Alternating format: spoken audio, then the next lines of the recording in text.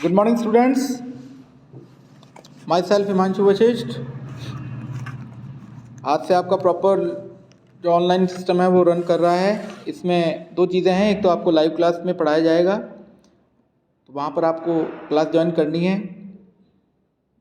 और उसके अलावा अगर मान लीजिए कोई स्टूडेंट अनफॉर्चुनेटली या किसी वजह से वो क्लास ज्वाइन नहीं कर पाता है, तो लाइव क्लास के अंदर जो कंटेंट है वो उसी कंटेंट का वीडियो जो भी पढ़ाया जाएगा उसका वीडियो बना के भी आपके स्टडी बेस ऐप पर अपलोड कर दिया जाएगा. लेकिन इसका मतलब ये नहीं है कि आप क्लास ज्वाइन नहीं करें, क्योंकि क्लास जब लाइव क्लास में आप आएंगे तो वहाँ पर डिस्कशन होता है. आप क्वेरी इंस्टेंटली आप अपनी पूछ सकते हैं.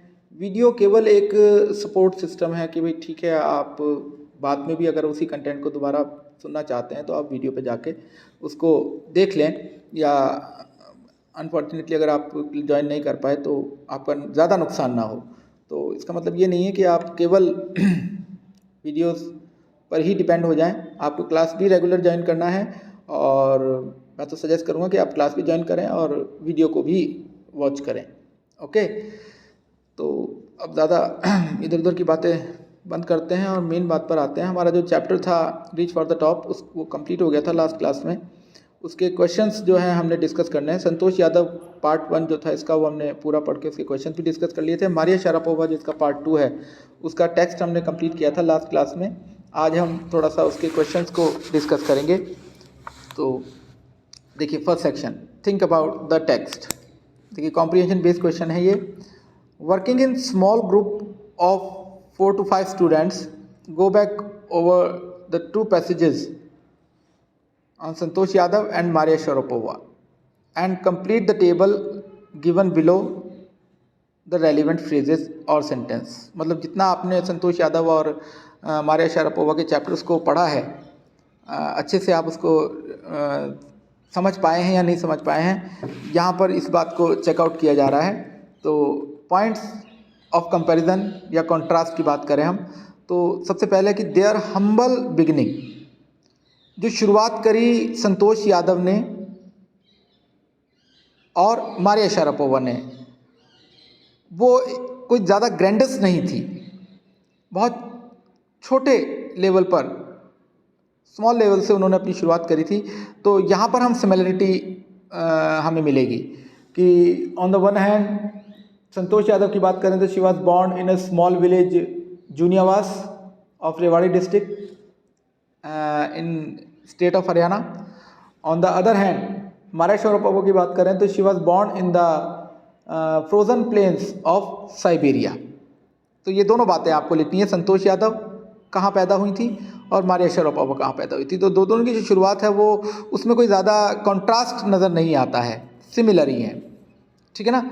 Now come to the second comparison. Pair की बात करें, देयर पेरेंट्स अप्रोच, मतलब मारिया शारापोवा और संतोष यादव के पेरेंट्स की क्या अप्रोच थी उन दोनों को लेकर. तो अगर हम संतोष यादव की बात करें तो हर पेरेंट्स डिस्करेज्ड हर, उसको डिस्करेज किया. एक तो हायर एजुकेशन में के लिए उसको मना कर दिया. वो अलग बात थी कि वो खुद ही चली गई, है ना, बिना बताए, और उन्होंने ये तक कह दिया कि मैं अपनी फ़ीस जो है खुद अर्न कर लूँगी. On the other hand when we read about Maria Sharapova, we find that her father worked as much as he could do to help her. Maria Sharapova में क्या लिखेंगे कि उसके पेरेंट जो थे वो बहुत ही सपोर्टिव थे. उसके फादर ने बहुत हार्ड वर्क किया उसकी ट्रेनिंग फ़ीस को डिपॉजिट कराने के लिए. संतोष यादव के जो पेरेंट्स थे वो इतने सपोर्टिव नहीं थे. हालांकि वो खुश थे कि भाई लड़की है, अच्छी बात है, लड़की ही चाह रहे थे वो, बट उसके पीछे रीज़न दूसरा था. वो रीज़न ये था कि उनके ऑलरेडी 5 लड़के थे. इस वजह से वो खुश हुए थे संतोष यादव के रूप में अपनी छठी संतान को पाकर. लेकिन जहाँ करियर की बात है तो वहाँ पर संतोष यादव के पेरेंट्स की अप्रोच जो थी वो सपोर्टिव नहीं थी. मारिया शारापोवा के पेरेंट्स की अप्रोच जो थी वो सपोर्टिव थी. Come to the next, their will power and strong desire to succeed. उनकी जो विल पावर है सक्सीड होने की, सफल होने की, तो यहाँ पर भी हमें बहुत कुछ सिमिलरिटी देखने को मिलेगी. कि संतोष यादव की अगर हम बात करें तो उसने अपना जो घर बार था वो बहुत कम एज के अंदर छोड़ दिया था. After 16 she left her home and went to Delhi for better schooling, और उसके बाद जो था उसने Nehru institute of mountaineering join किया था, माउंटेनियरिंग में और ज़्यादा स्किल्ड होने के लिए। तो विल पावर और स्ट्रॉन्ग डिज़ायर संतोष यादव में बहुत ज़्यादा थी। मारिया शरापोवा की बात करें तो she went to Florida only at the age of 9 साल की उम्र में ही वो फ्लोरिडा चली गई, अमेरिका चली गई अपनी मदर को पीछे छोड़कर अकेले रहने के लिए। And work very hard there in spite of humiliation, और वहाँ पर उनको बहुत ज़्यादा ह्यूमिलिएशन को फेस करना पड़ा अपने रूममेट्स, अपने बैचमेट्स से, लेकिन फिर भी उन्होंने बहुत वर्क हार्ड किया। तो यहाँ पर भी दोनों संतोष यादव में और मारिया शरापोवा में सिमिलरिटी मिलती है। इसके बाद है evidence of their mental toughness, उनकी मानसिक दृढ़ता का क्या सबूत है। तो संतोष यादव का तो यह है कि she conquered the Mount Everest twice, 2 बार उसने माउंट एवरेस्ट को स्केल किया। और मारिया शरापोवा की बात करें तो उसने in the year 2004 Wimbledon Wimbledon जो चैंपियनशिप थी वो उन्होंने जीती और टॉप पोजीशन पर पहुंची वुमेन्स टेनिस के। और लास्ट जो है वो है देयर पैट्रियोटिज्म, उनकी देशभक्ति। तो यहाँ पर संतोष यादव का जो चैप्टर है उसके लास्ट में लिखा हुआ है कि जब वो एवरेस्ट पे पहुंची तो she unfurled the tricolour flag of India and felt very very very proud, है ना। और मारिया शरापोवा की बात करें तो उसमें वो खुद कहती हैं कि शी रिटेन्स रशियन सिटीजनशिप, उन्होंने रशियन सिटीजनशिप को ख़त्म नहीं किया, रिटेन्स बनाए रखा, okay, and wants to play at Olympic for her country, और ओलंपिक में वो अपने कंट्री के लिए खेलना भी चाहती हैं। तो ये वाला क्वेश्चन आपको करना है on the basis of chapter part 1 और part 2। Now come to thinking about language. Look at the following sentences, they each have 2 clauses. Clause कहते हैं उपवाक्य को, यानी एक सेंटेंस का वो हिस्सा जो उसके साथ अटैच हो किसी कंजक्शन की मदद से और इनकम्प्लीट मीनिंग लिए हो, ठीक है, और 2 parts each with their own subject and verb of the verb phrase. Often one part italicized tells us or why something happened. देखिए example, I reached the market, मैं बाजार पहुंचा। दूसरा पार्ट जो है clause, when most of the shops had closed, जब ज़्यादातर दुकानें बंद हो चुकी थीं। अब ये जो सेकंड पार्ट है, ये वैन से लेकर when most of the shops had closed, ये क्लॉज हमको क्या बताता है, tells us when I reached, मैं कब पहुंचा, जब ज़्यादातर दुकानें बंद हो गई थी। ओके, तो ये टाइम क्लॉज हो गया आपका, एडवर्बल क्लॉज है। Next is when Rahul Dravid walked back towards the pavilion, जब राहुल द्रविड़ पवेलियन की तरफ वापस लौटे, एवरीवन स्टूड अप, हर एक आदमी खड़ा हो गया। तो जो इटैलिसाइज्ड है पार्ट, ये वाला जो वैन से कनेक्टेड है, when Rahul Dravid walked back towards the pavilion, ये हमको क्या बताता है, tells us when everyone stood up, कि हर एक व्यक्ति कब खड़ा हुआ, जब राहुल द्रविड़ वापस पवेलियन की तरफ लौटे। Okay, likewise the telephone rang, phone बजा, and Ganga picked it up, Ganga ने इसको उठाया। तो ये जो क्लॉज है, and Ganga picked it up, ये हमको बताता है व्हाट हैपेंड नेक्स्ट, इसके बाद क्या हुआ, किसके बाद, टेलीफोन के बजने के बाद। तो ये जितने भी इटैलिसाइज्ड क्लॉजेज आप देख रहे हैं, ये सब सबऑर्डिनेट क्लॉज हैं। और क्लास में मैंने आपको बताया था मेन क्लॉज और सबऑर्डिनेट क्लॉज का क्या फंक्शन होता है। ये कॉम्प्लेक्स सेंटेंस में पाए जाते हैं। कॉम्प्लेक्स सेंटेंस ऐसा सेंटेंस जिसमें एक मेन क्लॉज हो और एक से ज़्यादा सबऑर्डिनेट क्लॉज हो। सबऑर्डिनेट क्लॉज उन क्लॉजेस को कहा जाता है जो अपने मीनिंग को क्लियर करने के लिए, कंप्लीट करने के लिए मेन क्लॉज के ऊपर डिपेंड करते हैं, और ये किसी न किसी कंजक्शन से अटैच्ड होते हैं मेन क्लॉज से। इसी तरह से Gunjan has been with us, Gunjan हमारे साथ है, ever since the school began, जब से स्कूल शुरू हुआ। तो ये जो ever since the school began है, ये हमको क्या बताता है? Tells us how long he has been with us. तो अब आपको क्या करना है कि आपको कॉम्प्लेक्स सेंटेंस में सबऑर्डिनेट क्लॉज को आइडेंटिफाई करना आना चाहिए। उसका एक तरीका है कि ये किसी कंजक्शन से कनेक्टेड होते हैं। When, where, why, who, whose, what, okay, if, etcetera. तो अब इसी पर बेस्ड है। तो स्टूडेंट्स, आपको क्या करना है? Identify the two parts in the sentence below by underlining the parts that gives us the information in brackets. Okay, यहाँ पर आपको ज़्यादा अपनी तरफ से एफर्ट्स नहीं लगाना है। आपको उस इंफॉर्मेशन को बताने वाला जो सबऑर्डिनेट क्लॉज है उसको आइडेंटिफाई करना है जो गिवन सेंटेंस में है। जैसे फर्स्ट सेंटेंस में पढ़ रहा हूँ, वेयर अदर गर्ल्स वोर ट्रेडिशनल इंडियन ड्रेसेस, जहाँ की अन्य लड़कियाँ पारंपरिक पोशाक पहनती थी, पारंपरिक भारतीय पोशाक। संतोष प्रिफर्ड शॉर्ट। अब यहाँ पर ये क्या पूछ रहा है हमसे? Contrast her dress with that of others. मतलब उस सब क्लॉज को आपको आइडेंटिफाई करना है इन पूरे वाक्य में जो कि अन्य लड़कियों की पोशाक से उसकी पोशाक को कॉन्ट्रास्ट बताता है। ओके, तो वो सेंटेंस कौन सा है? वेयर अदर गर्ल्स वोर ट्रेडिशनल इंडियन ड्रेसेस, जहां दूसरी लड़कियां पारंपरिक भारतीय पोशाक पहनती थी। ये सबऑर्डिनेट क्लॉज जो है ये उसके ड्रेस सेंस से कॉन्ट्रास्ट को शो करता है। इसी तरह से नेक्स्ट जो सेंटेंस है वो है आपका, she left home and get herself enrolled in a school in Delhi. उसने घर छोड़ दिया और अपने आप को दिल्ली के स्कूल में एनरोल करवा लिया। अब इस सेंटेंस में आपको वो सबऑर्डिनेट क्लॉज बताना है जो हमको बताता है tells us what happened after the first action. पहले एक्शन के बाद क्या हुआ? तो पहले एक्शन के बाद क्या हुआ यू कैन इजीली बता सकते हैं।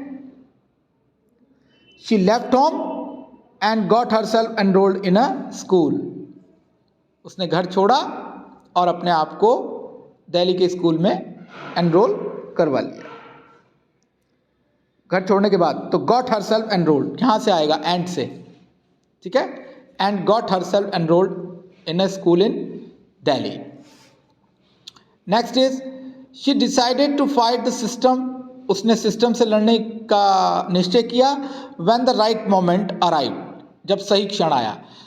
अब आपको बताना है वो सबऑर्डिनेट क्लॉज जो हमको बताता है tells us when she was going to fight the system. कब उसने सिस्टम से लड़ना शुरू किया? तो answer is when the right moment arrived. Okay, the last one, little Maria had not yet celebrated her 10th birthday. Little Maria ने अभी तक अपना 10वां बर्थडे भी सेलिब्रेट नहीं किया था। When she was packed off to train in the United States. अब आपको इस कॉम्प्लेक्स सेंटेंस में बताना है उस सबऑर्डिनेट क्लॉज को आइडेंटिफाई करना है जो बता रहा है हमें कि tells us when Maria was sent to the US. Maria को यूएस कब भेजा गया? तो इसका आंसर आएगा आपका little Maria had not yet celebrated her 10th birthday. Okay, तो इस तरह से आपको ये एक्सरसाइज कंप्लीट करनी है। Now come to the next exercise. Rewrite the pairs of sentences given below as one sentence. दो सेंटेंस दिए हैं, आपको कंबाइन करना है। Grandfather told about the old days, all books were printed on paper then. Grandfather ने पुराने दिनों के बारे में बताया। दूसरा सेंटेंस है सभी किताबें पेपर पर प्रिंट की जाती थी। तो अब ये इसमें कौन सा कंजक्शन यूज करेंगे हम? व्हेन का, क्योंकि ये टाइम को डिनोट कर रहा है कि grandfather told me about the old days when all books were printed on paper, then हट जाएगा. ओके. इसी तरह से next is what do you do after you finish the book? Perhaps you just throw it away. तो अब पहला sentence क्या है कि आप किताब को खत्म करने के बाद क्या करते हैं. दूसरा सेंटेंस है perhaps you just threw it, शायद आप इसको फेंक देते हैं. तो सेंटेंस को कंबाइन करना है तो कैसे होगा. perhaps you just throw the book after finishing it. After finishing it. Okay. Next is he gave the little girl an apple. He took the computer apart. उसने लड़की को एप्पल दिया और कंप्यूटर को अलग किया. ठीक है ना. He took the computer apart. तो इसमें दो अलग अलग एक्शंस हैं जो आपस में कनेक्टेड नहीं है टाइम या मैनर के कॉन्टेक्स्ट में. एक एक्शन हुआ और दूसरा, तो ये कैसे कनेक्ट होंगे. एंड से. He gave the little an apple and took the computer apart. Next is you have nothing that makes you very determined. तुम्हारे पास कुछ भी नहीं है. दूसरा सेंटेंस है that makes you very determined, जो तुम्हें दृढ़ निश्चय बनाए. तो ये कंडीशनल क्लॉज बनेगा इसमें. इफ यू हैव नथिंग, यदि आपके पास कुछ भी नहीं है तो it makes you very determined. तो ये बात आपको बहुत ज़्यादा डिटरमाइंड, दृढ़ निश्चय बना देती है. तो इफ से बनेगा ये complex sentence. If you have nothing it makes you very determined. And the last one is I never thought of quitting. मैंने कभी भी छोड़ने के बारे में नहीं सोचा.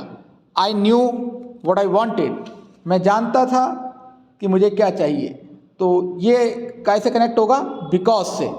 I never thought of quitting. मैंने कभी भी क्विट करने के बारे में नहीं सोचा. Because I knew what I wanted. क्योंकि मैं जानता था कि मैं क्या चाहता हूँ. ओके. तो इस तरह से आपको ये दोनों एक्सरसाइजेस कंप्लीट करनी है. इसके बाद ये स्पीकिंग और डिक्टेशन जो हैं ये फ़िलहाल नहीं करने हैं आपको. यहाँ पर देखिए बुक में टॉप रैंक्ड विमेंस प्लेयर जो अब तक हुई हैं इंक्लूडिंग मारिया शारापोवा, उनका टेन्योर भी मेंशन्ड है. आप अपनी जनरल नॉलेज को इम्प्रूव करना चाहते हैं तो इस कंटेंट को आप अच्छे से पढ़ के और याद भी रख सकते हैं. देखिए क्रिस एवर्ट, इनका टाइमिंग है 3 नवंबर 1975 में ये नंबर 1 पोजीशन पर पहुंची थी और 362 वीक्स तक ये कंटिन्यूली नंबर 1 रही. इससे पहले का डेटा नहीं है, क्रिस एवर्ट से है. उसके बाद Martina Navratilova, Tracy Austin, Steffi Graf, Monica Seles, अरास्ता Sanchez Vicario, Martina Hingis, Lindsay Davenport, Jennifer Capriati, Venus Williams, Serena Williams, Kim Clijsters, Justine Henin, Amelie Mauresmo, Lindsay Davenport again and Maria Sharapova. ये सब women tennis में अलग अलग time period के दौरान different periods के लिए ये वीक्स हैं, नंबर ऑफ वीक्स हैं, ये ईयर्स नहीं है, नंबर ऑफ वीक्स तक नंबर 1 पोजीशन पर रही हैं. ओके. यहाँ पर आप इसको अपनी नोटबुक में करने की कोशिश कीजिएगा. Which of these words would you use to describe Santosh Yadav. नीचे कुछ वर्ड्स दिए हुए हैं, इनमें से वो कौन से वर्ड हैं जो आप चूज करना चाहेंगे, प्रीफर करेंगे संतोष यादव को करेक्टराइज करने के लिए. Find reasons in the text to support your choices and write a couple of paragraph describing Santosh character. तो कंटेंटेड थी वो. कंटेंटेड का मीन्स होता है संतुष्ट. तो मुझे नहीं लगता, आई डोंट सपोज कि शी वॉज कंटेंटेड. अगर वो संतुष्ट होती तो वो कभी भी इतनी ज़्यादा जिसे कहते हैं डेयरिंग गर्ल नहीं बनती. डिटरमाइंड थी, यस. अब वो क्यों डिटरमाइंड थी, कैसे डिटरमाइंड थी, ये आपको लिखना है, खुद लिखना है, मैं चेक करूँगा। रिसोर्सफुल थी, यस शी वॉज रिसोर्सफुल। 16 तक उन्होंने अपने गांव में एजुकेशन ली, उसके बाद फिर वो दिल्ली चली गई और दिल्ली जाके बिना बताए उन्होंने नेहरू माउंटेनियरिंग इंस्टीट्यूट जो था उसमें अपने आप को एनरोल करवाया। पोलाइट, यस वो पोलाइट भी थी, अपने फादर को बहुत ही पोलाइटली उन्होंने अपोलोजाइज हुई कि साहब उनसे पूछे बिना उन्होंने नेहरू इंस्टीट्यूट ऑफ माउंटेनियरिंग में एडमिशन ले लिया। एडवेंचरस थी, yes she was adventurous. Considerate सी, मतलब दूसरों के बारे में सोचने वाली, तो उसमें एक एपिसोड आया था अगर आपको याद हो कि during one of his expedition उनको रास्ते में 2 माउंटेनियर्स मिले थे जिनकी ऑक्सीजन जो थी वो एग्जॉस्ट हो चुकी थी और उन्होंने उनकी हेल्प की थी। हालांकि उनमें से एक को वो बचा नहीं सकी थी, but we can say that she was very considerate personality. Weak willed, no she has very strong will. Fearful, not at all. Fearless personality. Independent, yes she was independent, है ना। उन्होंने अपने फादर को बहुत क्लियरली लिखा कि अगर वो उसकी फ़ीस जमा नहीं करवाएंगे तो वो पार्ट टाइम जॉब करेंगी अपनी फ़ीस फर्निश करने के लिए। पैसिमिस्टिक थी, पैसिमिस्टिक बोलते हैं निराशावादी को, no she was not pessimistic. Very optimistic personality she was, हमेशा पॉजिटिव सोचती थी, इसी वजह से इतना ऊपर जा पहुंची। पेशेंट थी, धैर्यशील थी, यस, एंड प्रिजर्विंग, और वो प्रिजर्विंग भी थी। ओके, तो ये पैराग्राफ अबाउट संतोष यादव आपको लिखना है। इन कैरेक्टरिस्टिक्स को के ऊपर एक एक लाइन लिखेंगे तो भी आपके 2 पैराग्राफ कंप्लीट हो जाएंगे। ओके, आज के लिए इतना ही। अब लाइव क्लास के अंदर मैं इसी कंटेंट को दोबारा पढ़ाऊँगा, वहाँ पे पढ़ें और वहाँ पे अगर कुछ छूट जाता है तो यहाँ पे रिवाइज़ करें। यहाँ पर भी प्रॉब्लम रहता है, कुछ दिमाग में आता है क्वेरी वगैरह, तो नेक्स्ट डे की जो आपकी लाइव क्लास है उसमें आप वो अपनी क्वेरी को पुट अप करें। Okay students, thank you, goodbye, see you.